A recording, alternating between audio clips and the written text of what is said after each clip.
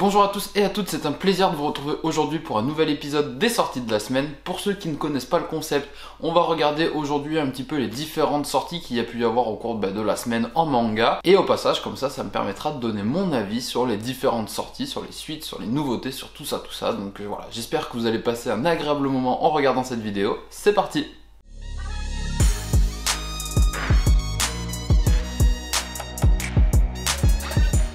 Nous arrivons donc sur le compte Instagram de la librairie Manga d'Occasion. Je rappelle pour les nouveaux arrivants que c'est le compte Instagram de la librairie où je travaille, donc c'est pour ça que je me permets de l'utiliser pour réaliser cette série de vidéos. Donc ça se présente comme un compte Instagram classique forcément, et nous ce qui va nous intéresser aujourd'hui c'est la story à la une, donc news sortie de la semaine comme d'habitude. Et donc quand on clique dessus, ça nous amène sur un petit générique d'intro présentant du coup les différents genres entre gros guillemets, et du coup en même temps vous avez un petit lien cliquable ici qui vous amène directement sur la page internet du magasin. Donc voilà, et on va commencer tout de suite avec chez Kazé France la sortie du tome 8, oh putain je me suis fait avoir, et on va commencer tout de suite avec chez Kazé la sortie du tome 4 de Kaiju numéro 8, Kaiju number 8 pardon, c'est quand même plus juste comme ça.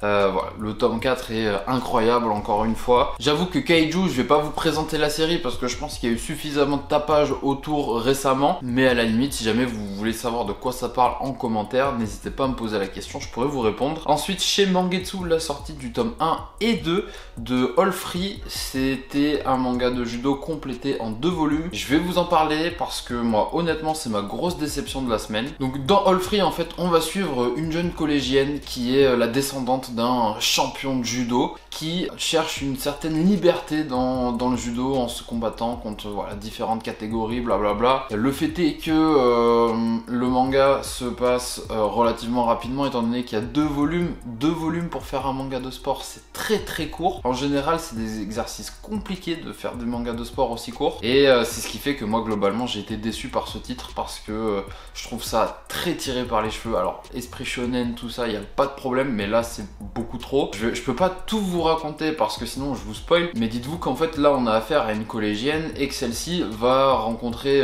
2 champions internationaux. Pourquoi pas? J'ai envie de dire, dans le sport, tout est possible.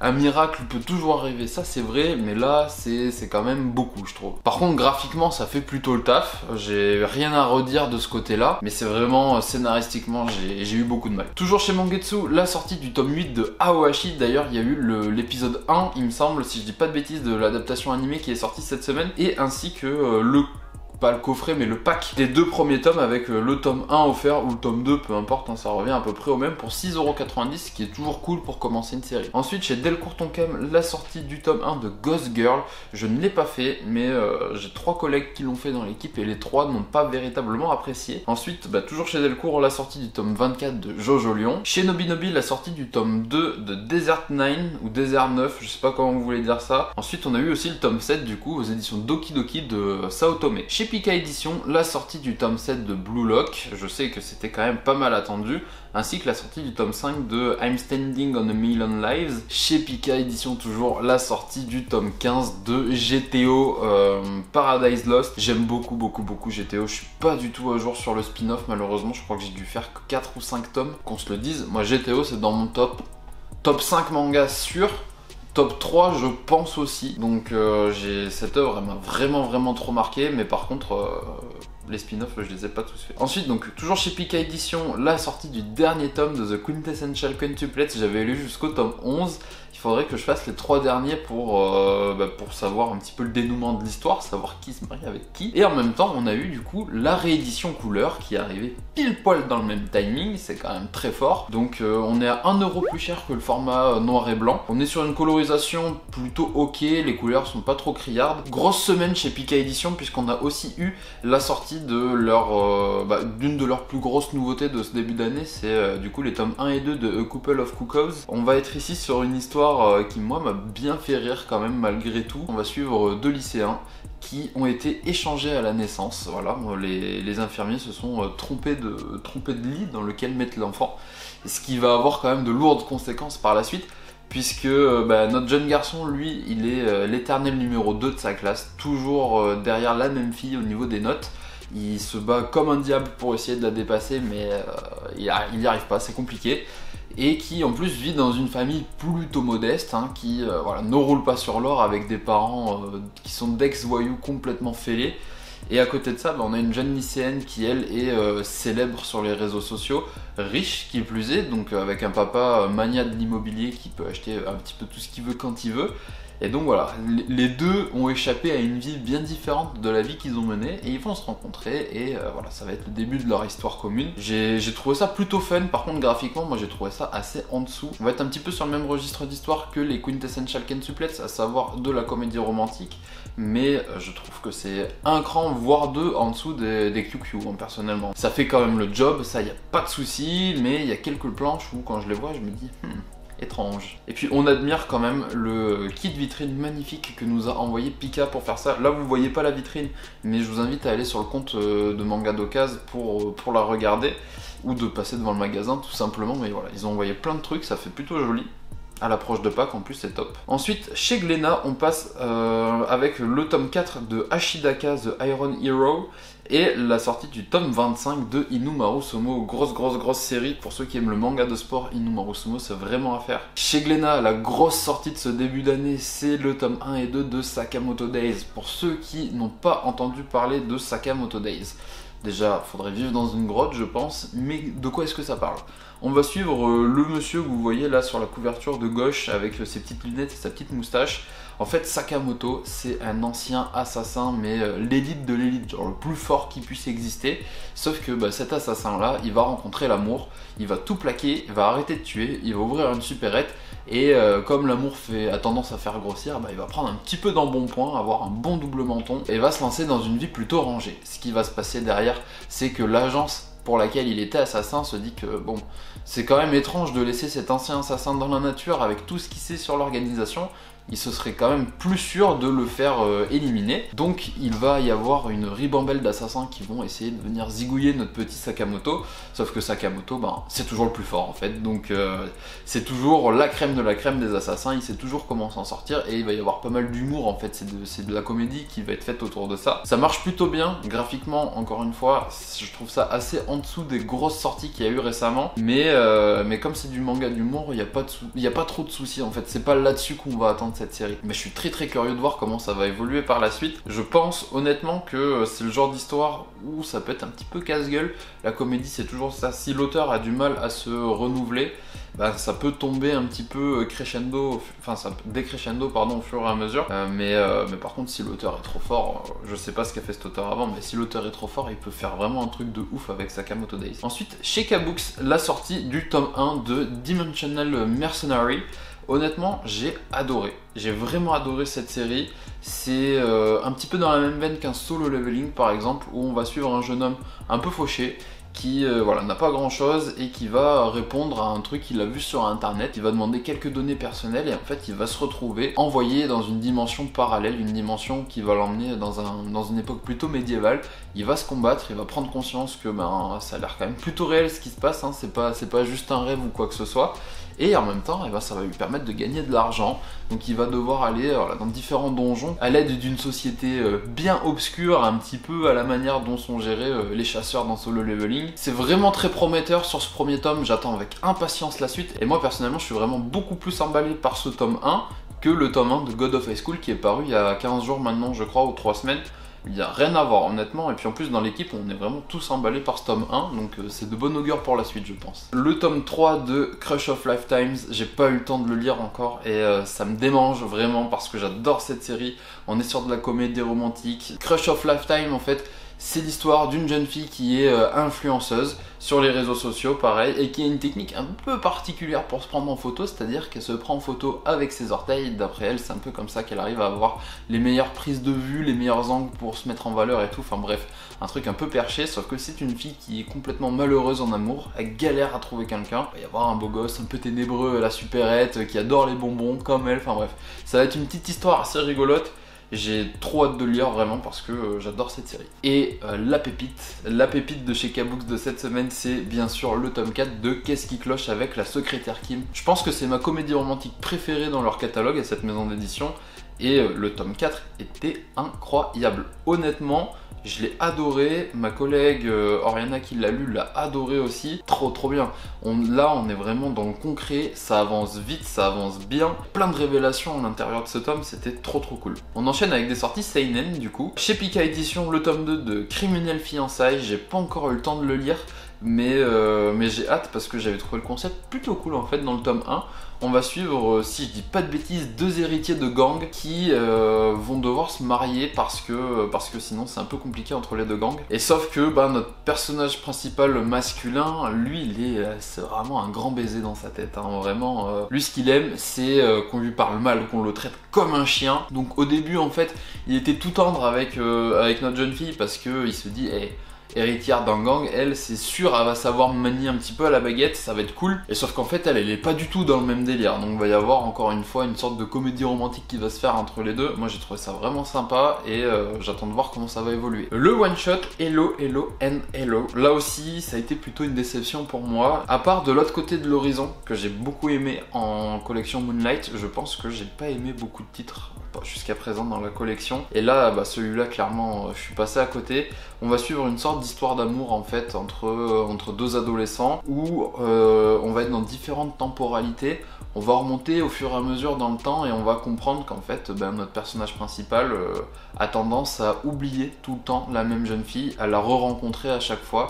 Et voilà, ça va être autour de souvenirs effacés et tout. En vrai, le pitch pourrait être pas mal. Je pense que le light novel en fait doit être super intéressant à lire.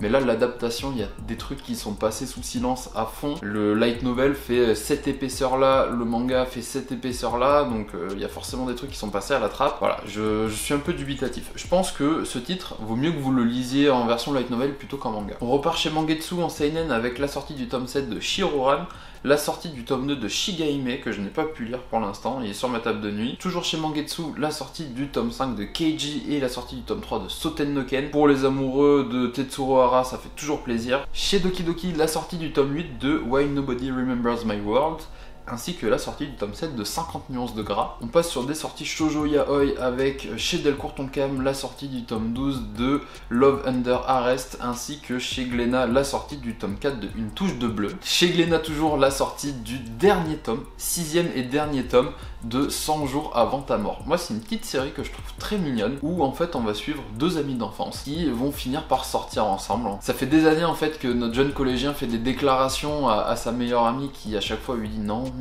pas possible, non. Et là pour une fois elle lui répond oui, elle lui dit ok, vivons notre histoire d'amour tous les deux, y a pas de problème. Et c'est à ce moment là que notre jeune homme va se rendre compte que en fait il reste plus que 100 jours à vivre à sa dulcinée. Assez terrible d'apprendre ce genre de choses, d'autant plus qu'ils vont essayer de comprendre comment ce système là fonctionne, parce que quand elle reçoit de l'affection, et son compteur de jours remonte, et puis en fait quand elle va se réveiller le lendemain matin, elle va pas avoir perdu qu'un jour, elle va en avoir perdu 20, donc voilà. C'est un système qui leur semble un petit peu aléatoire, ils vont essayer de comprendre comment ça marche. Cette série c'est vraiment une ode au fait de profiter à la vie quoi, il faut profiter. Il faut chérir les gens que vous aimez autant que vous pouvez et quand vous le pouvez, parce que quand c'est trop tard malheureusement. Donc je recommande, c'est vraiment du shoujo tout mignon, les personnages font un peu enfantin c'est vrai, mais moi j'ai pris beaucoup de plaisir à lire toute cette série. En sortie diverses, on a eu du coup la version light novel de Hello Hello and Hello. Je pense que c'est vraiment cette version là que vous devriez faire si jamais vous avez envie de faire la série. Chez Nobinobi, le Cruella, donc période noire, blanche et rouge. Chez Glénat Manga, la sortie du magazine One Piece numéro 10 avec un petit poster de Nico Robin à l'intérieur si je dis pas de bêtises. Chez Inis Édition, le voyage de Chihiro, donc j'avoue que je l'ai pas feuilleté, je serais incapable de vous dire si c'est du format album, si c'est du format roman. J'aurais dû le feuilleter pour pouvoir vous dire, je suis désolé. Ensuite chez Panini, là c'est pas de la nouveauté mais sont retournés en stock parce que ont été enfin réimprimés du coup les Black Rock Shooters. On repart sur du shonen avec chez Kiyun la sortie du tome 32 de My Hero Academia en version collector, la sortie du tome 32 de My Hero Academia du coup en version classique. Le collector était plutôt sympa, en plus il était pas si cher que ça, à 9,32€, 9,95€ pardon, qu'est-ce que je raconte, 32 c'était le tome. Et j'ai laissé le mien à la librairie donc je vais pas pouvoir vous montrer ce qu'il y avait à l'intérieur, mais c'était plutôt sympa. Ensuite la sortie du tome 14 de Jujutsu Kaisen, on est vraiment sur un thème violet au niveau des séries. Là, ça c'est une série qui va beaucoup me plaire, j'ai l'impression. Donc le tome 1 de Ranking of Kings aux éditions Kiyun toujours. Ça a été une très belle surprise. Honnêtement, je m'attendais à pas grand chose parce que j'en avais entendu parler, mais principalement sur Twitter. Les avis Twitter, j'ai tendance un petit peu à me méfier, je vais pas vous mentir. Et donc voilà, j'y suis allé vraiment la fleur au fusil, je me suis dit, voyons ce que ça donne. Les premières pages, je me suis dit, waouh, graphiquement, c'est moyen moins, hein, on va pas se mentir. Et puis après, en fait, tu fais 3-4 pages et le dessin tu l'oublies complètement parce que la manière dont c'est raconté, le chara design de Bojji est incroyable. Moi j'adore le chara design de Ombre aussi parce que c'est d'une simplicité incroyable et en même temps bah, ça marche très bien, moi je suis trop fan. Mes deux séries là, un petit peu tout public actuellement, c'est Spy Family et Ranking of Kings. Et là, clairement, celle-ci, je vais vraiment, je pense, beaucoup la conseiller. Et ça fait l'unanimité dans l'équipe. Tout le monde l'a apprécié, donc je pense que tout le monde va la conseiller à balle. En fait, ça va parler d'un univers où il y a un classement qui est établi entre les différents rois de différents pays, de différents royaumes du coup. Et Bojji, c'est un prince, c'est le fils du roi qui est classé numéro 7. Donc c'est quelqu'un de hyper imposant, hyper musclé, le roi qui est trop fort, qui a vendu son âme au diable pour devenir aussi musclé. Et du coup, Bojji, tout le monde se moque un petit peu de lui parce que quand il rentre de balade, il est souvent en caleçon, il se fait voler ses vêtements. Que en plus Bojji, il est sourd et muet, donc il fait comme il peut pour essayer de comprendre les gens et surtout pour s'exprimer, c'est très difficile. Donc voilà, tout le monde le prend plutôt pour un idiot parce qu'en plus de ça, il a cette faculté à toujours tout prendre à la rigolade, à toujours sourire. Sauf qu'en fait, on va découvrir que c'est plus une façade qu'autre chose, qu'il est pas du tout stupide, il est juste très fort mentalement avec une énorme carapace. Enfin bref, j'adore ce personnage. Je pense que s'il y a deux figurines que je dois acheter prochainement, ce sera une petite figurine d'Anya et une petite figurine de Bojji parce que les deux sont incroyablement mignons. On enchaîne du coup avec chez Kiyun, toujours la sortie du tome 2 de My Hero Academia Smash. Donc là vous êtes sur du gag manga tout simplement. Et la sortie du 9e et dernier tome de la série Reine d'Égypte. On repart sur du seinen avec chez Omake la sortie du coffret collector de Children. Vous l'attendiez pas celui-là, hein. Là je vous avoue que moi non plus je m'attendais pas du tout à avoir un coffret collector là-dessus. Pas la série que j'affectionne le plus. Après derrière vous avez du coup chez Manabooks la sortie de Danganronpa tome 2. Enfin, Ultra Despair Girls, Danganronpa tome 2. La sortie chez Kiyun du tome 11 de Valkyrie Apocalypse. Je sais que j'ai une de mes collègues qui l'a lu et qui l'a adoré. Chez Comico Édition, la sortie du dernier tome de la série Le Fossoyeur. Si jamais vous n'avez pas fait cette série, en fait, on va suivre un jeune homme dont le père est fossoyeur, justement, qui a pour mission d'exorciser en gros, les êtres humains peuvent se transformer en esprits maléfiques, si je me souviens bien. Le rôle des Fossoyeurs, c'est de venir en gros détruire les esprits maléfiques qui n'ont pas pu être exorcisés. Donc ceux pour qui on ne peut plus rien faire. Et sauf que le problème, c'est que notre jeune homme va il va faire une connerie, grosso modo. Je vais pas vous dire laquelle, il va faire une connerie qui fait que son père va se transformer en esprit maléfique, il va devoir le zigouiller lui-même. Enfin, c'est assez sombre le début de la série. Et en plus, moi ce que j'ai bien aimé, c'est que graphiquement, on retrouve tellement la patte My Hero Academia parce que l'auteur c'est un ancien assistant de Kohei Horikoshi et ça se sent tellement fort. Vraiment, je vous jure que vous faites le tome 1 de la série, vous vous dites mais c'est clairement la même chose. Ensuite, des sorties Shoujo Yaoi, on a eu chez les éditions Michel Lafon la sortie du tome 2 de Nina au Royaume des Étoiles. Ensuite, il manque une nouveauté que j'ai passée sous silence exprès. Est-ce que vous arrivez à deviner laquelle? Ça, c'est la question. Vous voyez, je m'amuse bien quand même sur l'Instagram de la librairie. Je m'éclate toute la journée. Et oui, du coup, il y avait le tome 8 des Carnets de l'Apothicaire. Cette incroyable série. Regardez, il est juste là de toute façon, le tome. Cette série, si jamais vous avez jamais fait encore, c'est vraiment à faire. J'en parle dans ma vidéo sur les 3 coups de cœur de l'année dernière, de mon année passée. Vraiment, très bonne série. Et c'est donc tout pour aujourd'hui. On a fait le tour de toutes les nouveautés manga qui sont parues cette semaine, enfin celles qu'on a reçues en magasin surtout. Je vous mets la nuance parce que c'est important. Je me base que sur celles qu'on reçoit en magasin parce que c'est théoriquement ce que toutes les autres librairies ont pu recevoir. Comme ça vous donne un bel ordre d'idée de ce qui est arrivé proche de chez vous. Ou chez nous, hein, puisque si vous êtes déjà client de la librairie, comme ça au moins c'est fait. N'hésitez pas à me dire dans les commentaires les sorties qui vous ont plus cette semaine, celles que vous attendiez le plus, celles que vous attendez le plus la semaine prochaine aussi éventuellement celles qui vous ont déçu aussi. Donc voilà, je vous dis à très vite pour une prochaine vidéo, à la semaine prochaine, prenez soin de vous, ciao ciao.